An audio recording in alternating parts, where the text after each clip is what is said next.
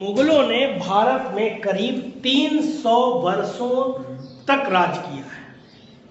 मुगल शासन 21 अप्रैल 1526 से शुरू होकर लगभग 1857 को समाप्त हो गए, यानी कि 331 वर्ष तक शासन किया है। भारत में मुगल वंश का संस्थापक बाबर था, जिसने 21 अप्रैल 1526 को दिल्ली की सल्तनत के शासक इब्राहिम लोदी को हराकर मुगल साम्राज्य स्थापित किया। मुगल मध्य एशिया के तुर्की मंगोल मूल के लोग थे।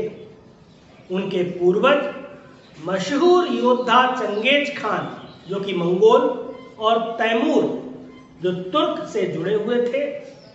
मुगल शब्द मंगोल से आया है, लेकिन उनकी संस्कृत की जड़ें तुर्की और फारसी से भी मिली हुई हैं। बाबर फरगना, जो आज का उज्बेकिस्तान है, का रहने वाला था। तैमूर की 5वीं पीढ़ी का वंशज था और उसकी मां के जरिए चंगेज खां से संबंधित था।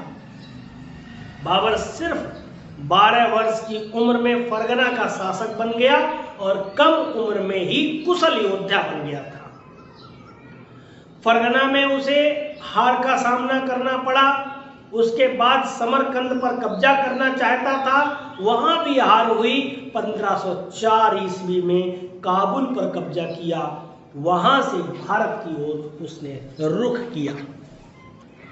जब इसने भारत की ओर रुख किया तो बाबर ने 4 प्रमुख युद्ध लड़े।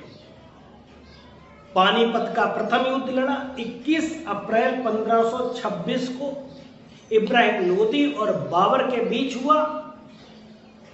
बाबर की जीत होती है और कलंदर की उपाधि इसने अर्जित की। कलंदर का मतलब होता है उदार व्यक्ति, दानशीलता के कारण इसको कलंदर कहा गया। खानबा का युद्ध होता है, जो कि इस समय विवाद का विषय बना हुआ है। 17 मार्च 1527 का युद्ध होता है। 26 के बाद 27 का युद्ध होता है। 1527 में मेवाड़ के राणा सांगा, महाराणा संग्राम सिंह इन्हीं को कहा जाता है, के साथ बाबर का युद्ध होता है, जिसमें बाबर की जीत होती है और यहीं से मुगल साम्राज्य मजबूत होता है और इसने गाजी की उपाधि धारण की। गाजी का मतलब होता है इस्लाम का योद्धा, जो क्रूरतापूर्ण